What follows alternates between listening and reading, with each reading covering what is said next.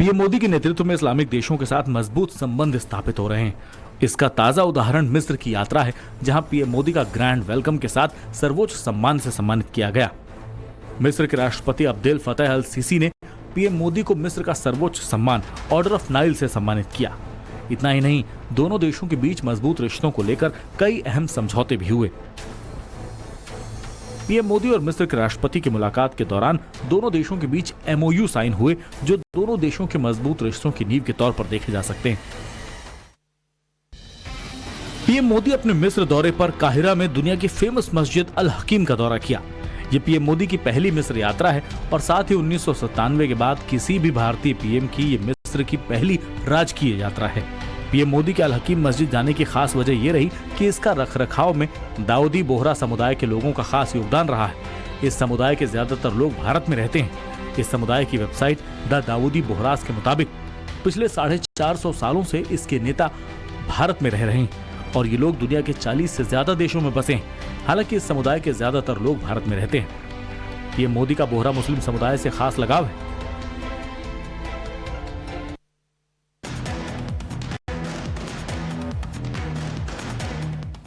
मिस्र की जिस अल हकीम मस्जिद में प्रधानमंत्री मोदी गए, उसकी क्या अहमियत है उसे भी जान लीजिए। 990 ईस्वी में फतिमिद राजवंश ने मस्जिद का निर्माण कराया। फतिमिद राजवंश अरब मूल का इस्लामिक शिया राजवंश था। 1000 साल के इतिहास में मस्जिद ने कई उतार चढ़ाव देखे। क्रिश्चियन क्रूसेड धर्म युद्ध के दौरान मस्जिद जेल बनी।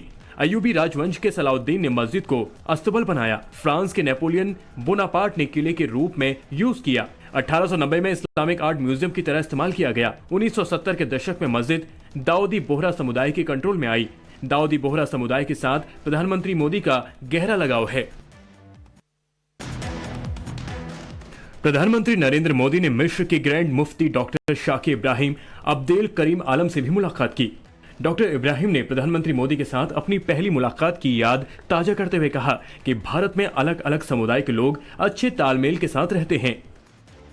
Our meeting today is actually our second interaction, as we have met earlier in Delhi in one of the Sufi conferences there. And between the two meetings, I have noticed that there is a great development in India, and also this reflects that he is always and continuously working there in India, and also it reflects that the wise policies that are being adopted by Prime Minister Modi in bringing coexistence between the various factions.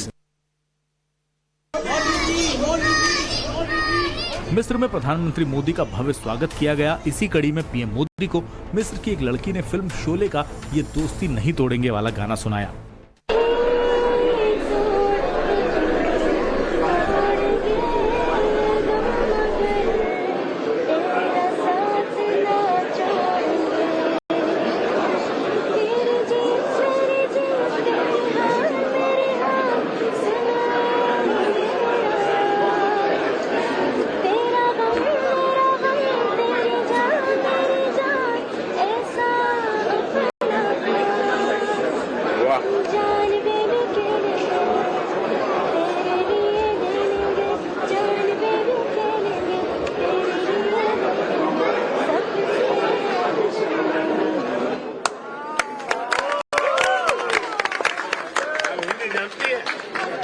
थोड़ा बहुत India में कभी आई?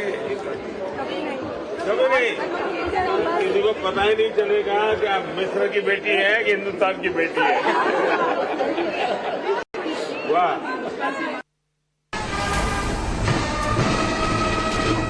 PM Modi का मिस्र दौरा न सिर्फ कई मायनों में अहम है, बल्कि इससे चीन के सामने भी बड़ी लकीर खींचने में मदद मिलेगी। पीएम मोदी का मिस्र दौरा इसलिए अहम है क्योंकि अरब के साथ अफ्रीकी देशों में भारत का प्रभाव बढ़ेगा। इजिप्ट स्वेज नहर को इकोनॉमिक जोन में बदलना चाहता है। ये करीब 460 किलोमीटर लंबा ट्रेड स्ट्रेच है। इसमें अफ्रीका, अरब और यूरोप के 6 अहम पोर्ट शामिल हैं। चीन इस प्रोजेक्ट पर $1 अरब खर्च कर रहा है।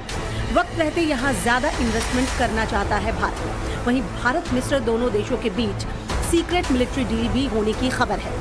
जनवरी में राजस्थान के जैसलमेर में दोनों सेनाओं ने कंबाइंड ट्रेनिंग भी की थी।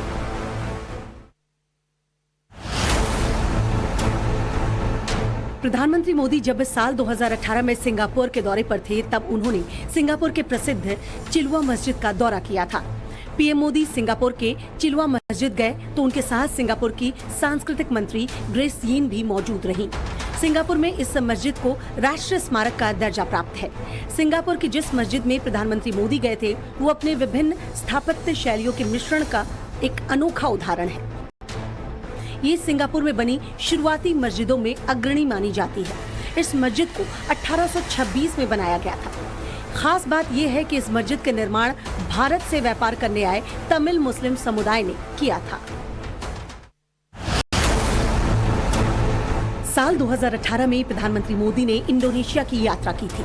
पीएम मोदी की इंडोनेशिया में उस वक्त की पहली आधिकारिक यात्रा थी। इस दौरान पीएम मोदी ने इंडोनेशिया की मशहूर मस्जिद का दौरा भी किया था।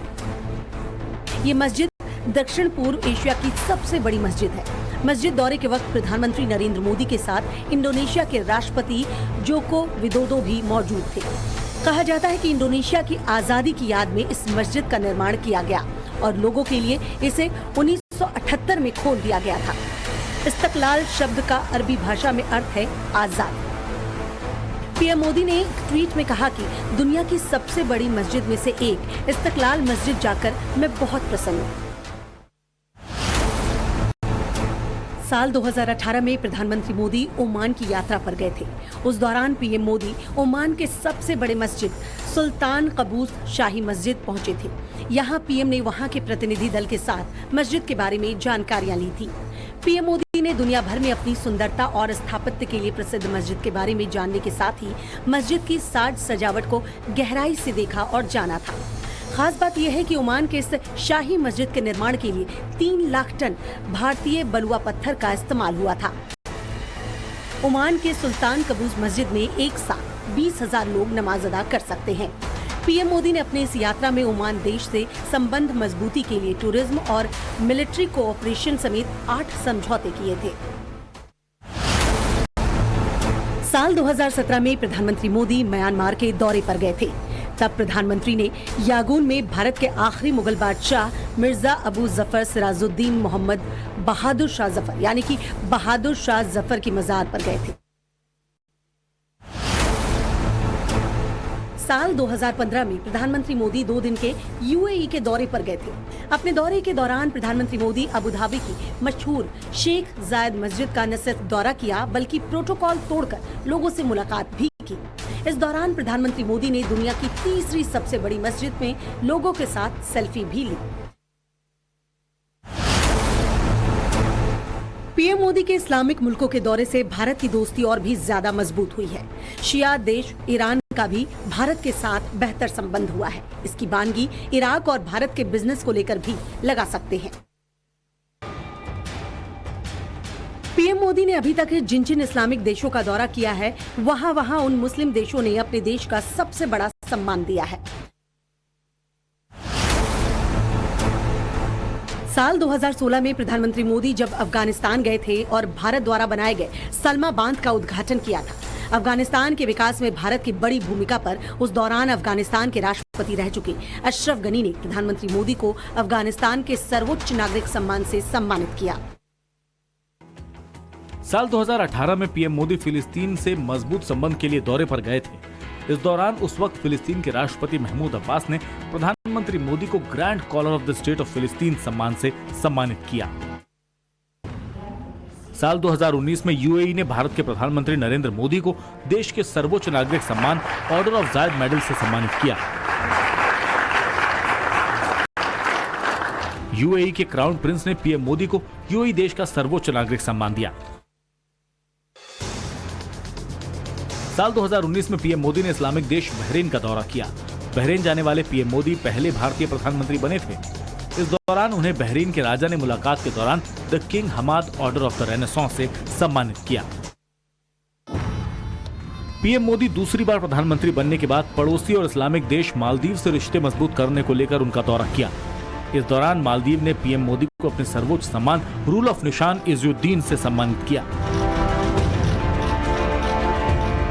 रूल ऑफ निशान इज़्ज़ुद्दीन मालदीव का सर्वोच्च सम्मान है जिसे विदेशी हस्तियों को दिया जाता है। पीएम मोदी ने इसे भारत के लिए गौरव की बात बताया और कहा भारत मालदीव को हर संभव मदद देगा। पीएम मोदी ने अपने इस दौरे से इस्लामिक देश मालदीव से बेहतर संबंध बनाए।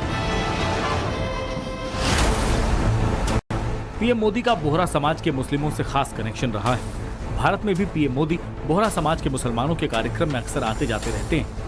इसी साल फरवरी 2023 में पीएम मोदी मुंबई में आयोजित बोहरा मुस्लिम कम्युनिटी के कार्यक्रम में शिरकत करते नजर आए थे। यहाँ पीएम मोदी ने सैफ एकेडमी के कैंपस का उद्घाटन किया था।